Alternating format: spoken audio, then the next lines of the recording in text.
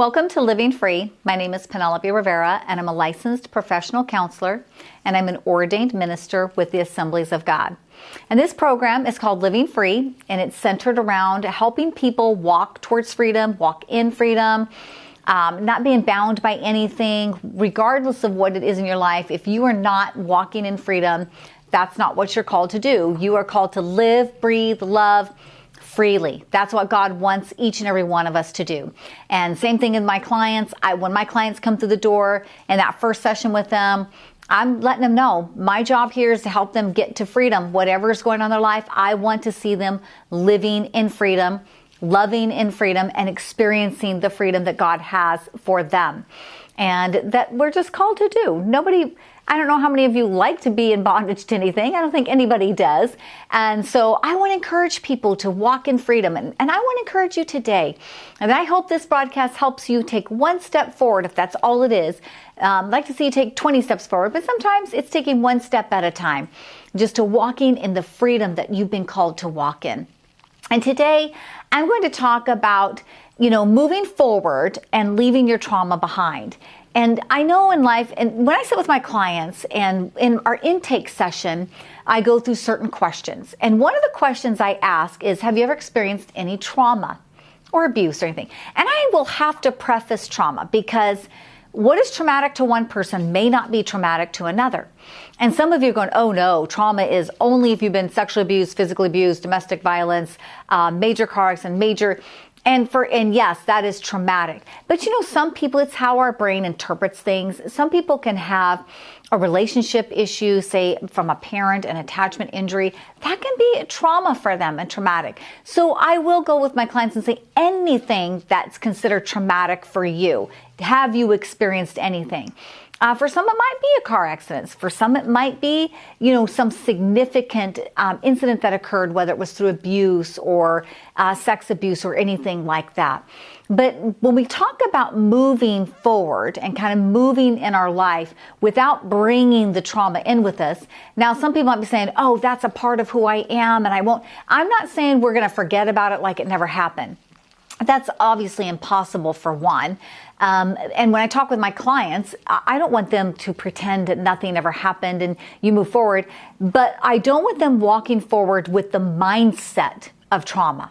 That's what I talk about when we're moving forward without bringing your trauma with you, is the mindset that comes with it.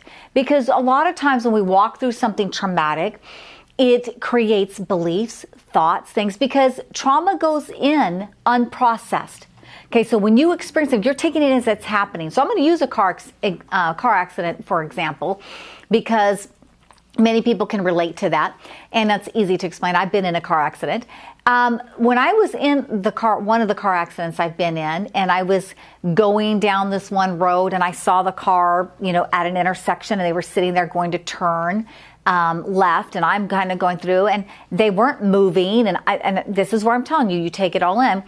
And then all of a sudden, as I'm getting ready to go through the intersection, I'm going about 40 miles an hour. They just turned directly in front of me. And so when all of that occurred, the contact of the cars, the crash, everything, now my brain took all that in. That's trauma. Okay, that's traumatic. That was very scary. I remember bracing myself. I remember putting my arms like this on the steering wheel and standing like on my brake, literally standing. I remember certain things. That was going in unprocessed. So what that means is when that trauma was going into my brain, I wasn't sitting there going, okay, now these people were turning. I'm standing here. I've got to do this. It might hurt, but I better be okay. I'm not doing any of that. It's just going into my brain, however I'm experiencing it, and then it's getting stored that way. That creates the traumatic. So when I say I want to move forward without carrying the trauma with me, that means I need to reprocess that, because I don't want to take that unprocessed trauma with me.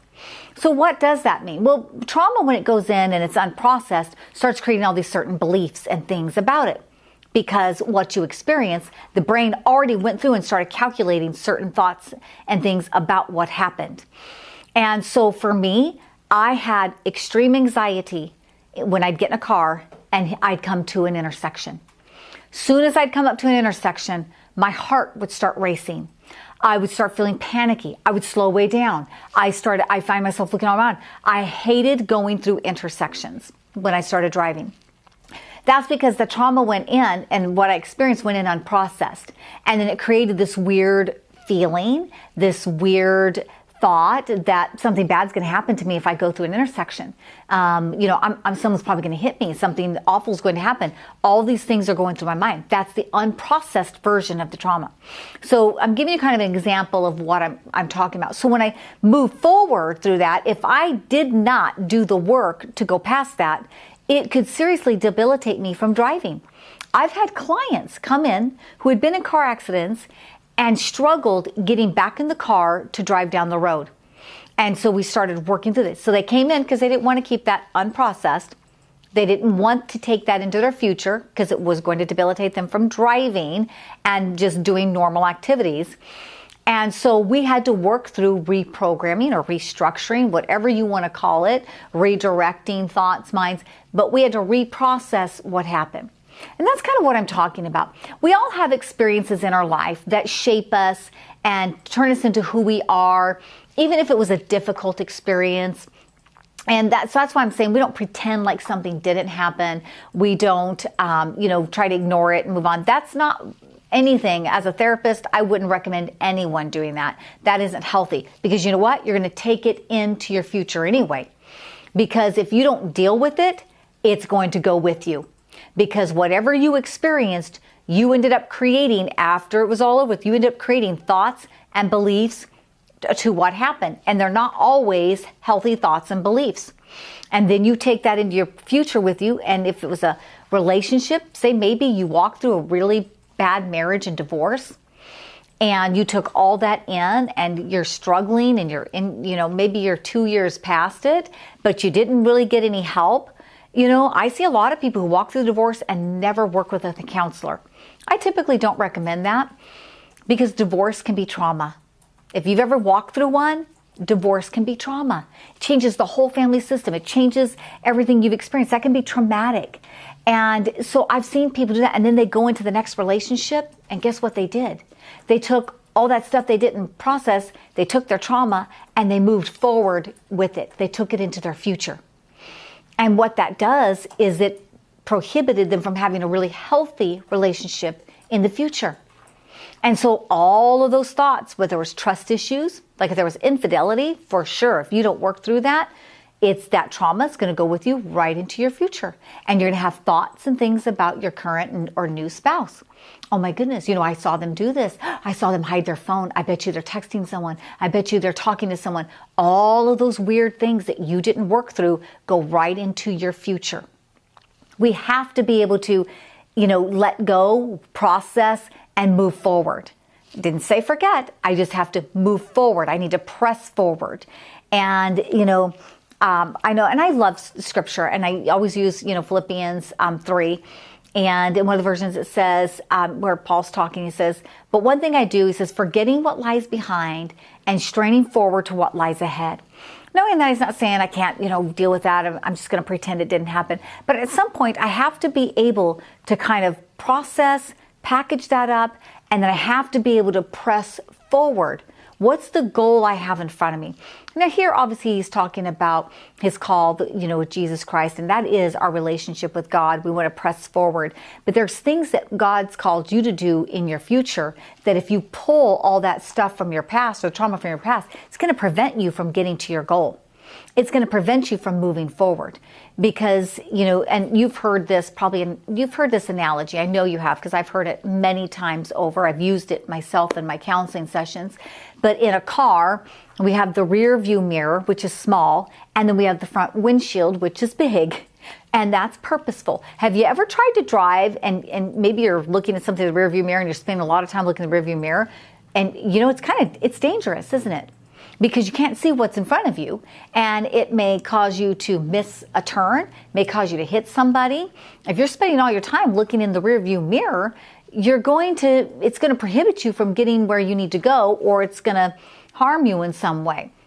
Same thing with our life. Same thing with the traumas that we experience, is that if I continue and I don't allow myself to reprocess them and work through them, it's going to carry into my future, and it's going to prohibit me from living in freedom, loving in freedom. It's going to prohibit me from having healthy relationships.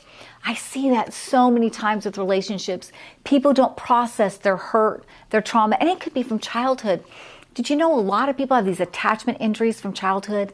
Maybe things that happened with a parent, maybe some abandonment issues, and they don't work through it, and they go into their adulthood, and then they go into relationship after relationship after relationship, and they don't know how to have a healthy relationship because they didn't deal with the past. They took their trauma and they're carrying it from relationship to relationship. You know, I get the privilege, and I call it a privilege because sometimes it feels like a burden, but I do a lot of work with family court, with reunifying when there's been a breach in the family system and a child does not want to go be with a parent for whatever reason. And a lot of times the kids will come into me and they're angry with that other parent, and majority of them will sit there and say, you know what? I don't need a relationship with mom or dad, whichever parent it is. I'm fine the way I am. I'm fine. I've been good without them. I don't need them. And what this child doesn't realize, and I'm trying to explain to them, is that they don't see what could happen in their future. I'm like, well, if you don't process this, you don't deal with it, you're going to carry that right into your future. And they have a hard time seeing that. And sometimes we get that way where we want to forget, I don't want to deal with that. It's painful. I don't want to. I don't remember that stuff. That was awful. A lot of people who experience significant traumas have a hard time doing that because we don't want to recall the difficulties, the pain. You know, when you're going and dealing with that trauma, so you don't carry it into your future, you do have to deal with the pain of it so you can heal. Now, for those who've had significant deep traumas like severe abuse, major issues, I've used this even with my own clients and maybe what people wouldn't call significant trauma. Again, it's what the person has walked through and what they define as. But I will use a therapy called eye movement desensitization and reprocessing, which is EMDR. And it's a type of therapy that we're able to go in and utilize how the brain reprocesses information. And we can take significant traumas and do this type of therapy and reduce the amount of intensity that those memories or that traumatic situation has taken hold in their life. We can reduce those things and they can actually move forward. I've used it with so many clients and seen high success. So if you have a real significant trauma that you're being debilitated by, please, check into that. That's a good form of therapy that can really help you. But right now, we're going to talk about some things. Not everybody would have to go to that extent with some of the things that we've dealt with in our life. We want to make sure that whatever we've dealt with, we can work through so I can move forward towards my goal. Whatever God has called me to, I can press forward, and I can walk in the freedom, there's that word, walk in the freedom that God has called me to walk in. I need to be able to walk freely. In order to walk freely, I have to be able to let certain things get reprocessed and not carry them with me. Some people struggle with this, and I work with some clients and I work with some of the family systems where one person in particular may struggle with that victim mentality. And that victim mentality says, I can't move past that. They did this to me and I can't get past that. Or I need them to do this so I can be free. Well, I challenge them on that, because if you're waiting for someone to do something so you can walk in freedom, you've just chained yourself to that person and you've lost all power and freedom. I don't want to be chained to anyone or anything. I want to be able to walk myself and, with the power of God and move forward regardless if anyone who's ever wounded me, hurt me, ever comes to me. And so I often tell my clients that feel like they need that person. I say, well, what about a person where the individual's dead that was perpetrated on them? How would they move forward? That person can't come back. And do that, and they start thinking and they realize, okay, maybe I don't. And it's just sometimes I just want someone, I think it'll be easier if this person could do this for me, then I'll be free. If this person would just come and all this would be over, then I'll be free. No, you have to take steps towards freedom. You have to decide, I want to be free.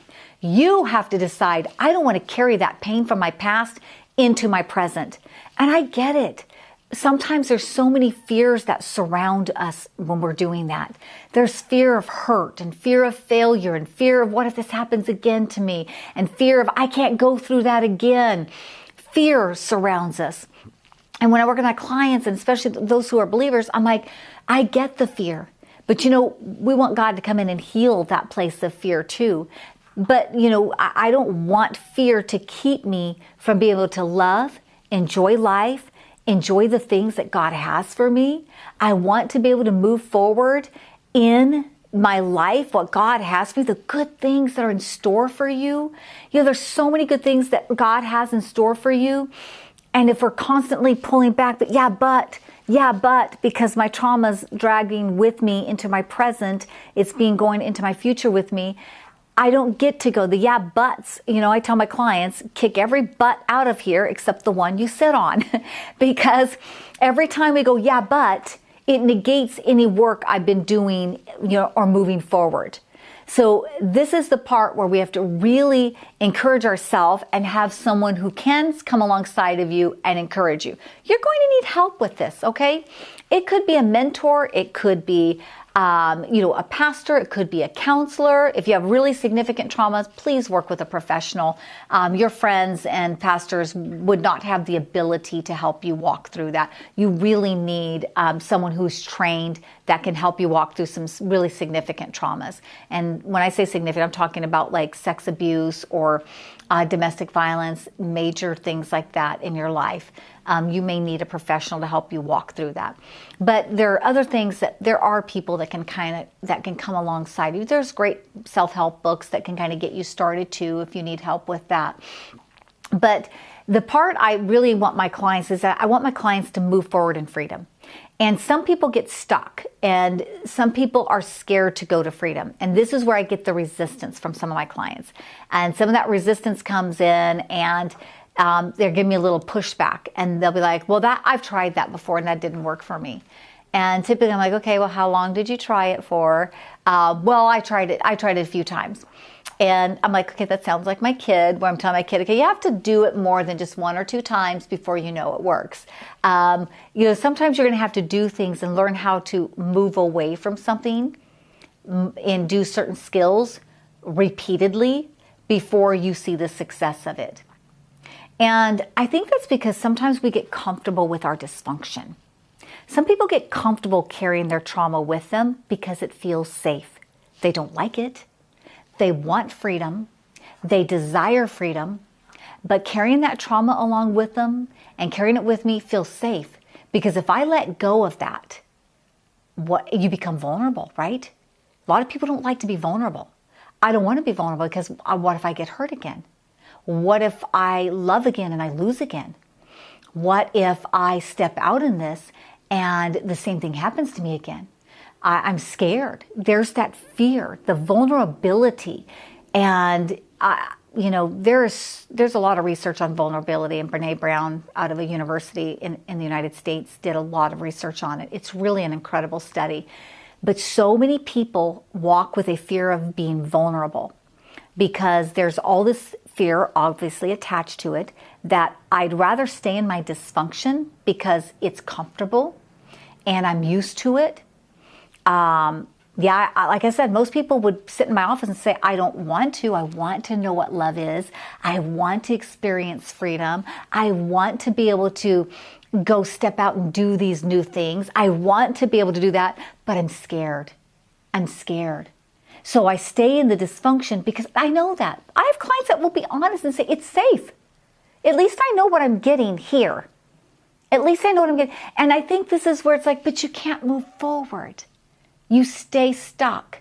You can't really experience the wonderful, incredible things that God has for you because you're too afraid to move out of that position. You stay stuck. You can't really go. You can move places in your future, but you're dragging that trauma with you. You're going to stay stuck in that.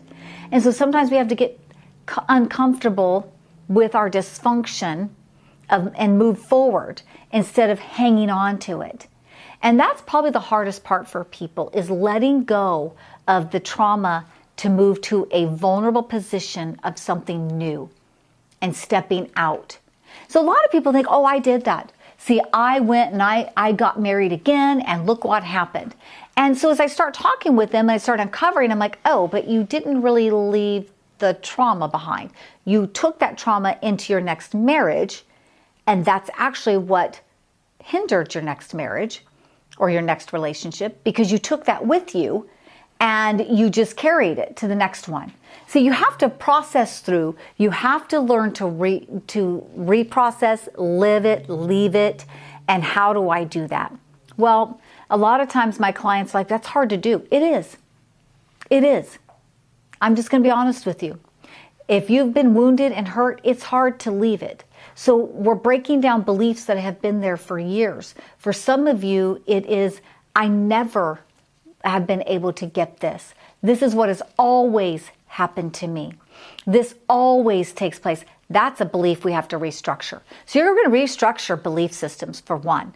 And if they're really tied in, I will use the EMDR therapy to help shift someone out of a deep-rooted belief system, because they're going to need a little help, because there's some other roots that tie into that. But you have to shift out of that. Okay, let's drop the always and the never. Okay, I have found myself frequently in this situation. Oh, okay, that's a good reframe, because that means if I found myself frequently, then I have the ability to identify it and move out of it. If I say always, I always end up like this, that's a negative mindset. And the brain goes, well, there we go. We're always going to end up there. But if I say, okay, I have found myself frequently in this type of situation with people, then I have that ability to go, okay, well, what is this frequency? What am I doing that's getting me there? And how can I shift out of it? So then we start making a plan. How do I move out of that? I sat with a gentleman yesterday and we were working through some negative beliefs that he's had since childhood, that his parent would say over him, and then when he got married, his spouse would say over him. So I assigned him homework to stand in front of the mirror and say certain things about himself. And he says, but I don't believe it. And I said, I don't need you to believe it. Just do it. I'm like, just do the homework. I don't need you to believe it, because what we say, eventually we believe. And I love that scripture. In the Bible, it says, I want to say it's in Isaiah, but don't quote me on that. I have to look it up. But God says he creates the fruit of our lips. He creates it. So what what fruit is coming out of your lips? See, I don't have to believe something, but if I keep saying it, and I keep saying it, and I keep saying it, it's the fruit of the lips. God creates the fruit of the lips. So if I keep saying negative things, if I keep saying I'm always going to do this, I'm always going to end up in a loveless relationship, I'm always going to make the same mistake, that's the fruit that gets created. But if I can stand there and I say, you know what, I'm not going to stay in this, I don't want to live like this anymore. God, you've called me to a place of freedom, and I'm going to walk in freedom. I'm struggling right now. It's hard, but I can live in freedom. I can do all things through Christ who strengthens me. I can get through this situation because God, you've given me the grace to do this. See, when I start speaking those things out, that fruit gets created in me, and that's what comes forth. I don't have to believe it in that moment. And I challenge my clients, because some of them get pretty challenging at times, but I tell them, I'm like, okay, you know what? You're doing this as an experiment. I want you to take the next 7 days, and I want you to stand in front of your mirror, and I want you to say these things. I don't care if you believe them, so many times, maybe that 3 to 5 times, 3 times a day. I'm like, but you have to do it that many. And, a lot of times they'll come back and say, actually, I feel a lot better. I noticed a little bit of change. Because you see, power of life, Proverbs 18, the power of life and death is in your tongue. And so if I want to leave my trauma behind, I don't want to take it into my present, or if it's in my present now, I need to reprocess it and get it, then I need to leave the belief systems that are attached to that trauma. I have to leave the belief systems, and I have to be willing to create new ones. I have to be willing to transform my mind by the renewing of my mind in Romans 12:1. I have to be willing to transform it. And that takes a willingness. I have to will that. It's not like, okay, I want that. I just really want it. I have to be willing to do it. And that takes some steps that are uncomfortable. And you may feel vulnerable. And you may feel some fear. But you'll also feel empowered as you take steps to freedom. See, no one ever feels empowered staying in their dysfunction and staying with their trauma. I haven't talked to any of my clients that ever feel empowered by staying with it. But as soon as I start pushing them and getting them to shift out of that and getting them to a place where they can walk a little bit out of that, it's scary, vulnerable. But as soon as they start doing it, that's when they start telling me they feel more empowered. They feel, yeah, I feel better. Yeah, I feel this is good. Because no one feels empowered in their trauma staying stuck. I don't care if it's comfortable, you don't feel empowered. It's when you make the shift to step out of that, to move forward without taking it with you, and you start pressing on towards that goal that God's called you to, that calling He's called you to, that's when you feel empowered. And I really want to encourage you today, start taking those steps, challenge yourself. If you need help with someone, get help. Don't delay. Don't just say, well, I can't get it. I can't do this. Find someone who can help you. Find someone who can challenge you or come alongside of you. But start stepping out and start stepping forward, because there's greater things ahead for you. God has greater things ahead for you. He wants to meet the desires of your heart, but if you stay looking back and stay stuck, He can't move you to that place of freedom that He wants to take you. So that's the part I want to encourage you. Learn how to go, okay, I'm going to take some risks here. It's scary to take a risk. It's scary to love after you've lost. It's scary to trust after trust has been broken. But in order to move forward and walk in freedom, you have to be able to let that stay there and shift your mindset to move forward. And then eventually that trauma in your past will become your testimony, and it will be a way to share with other people what God has done in your life and the victory that you've walked through, and God empowers you through it.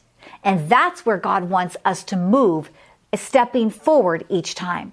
So I hope this word encouraged you today. I hope that you will take hold of it, begin to move forward, allow God to transform your mind, step away from attaching yourself to that trauma and moving forward, processing through it so that you can walk in freedom.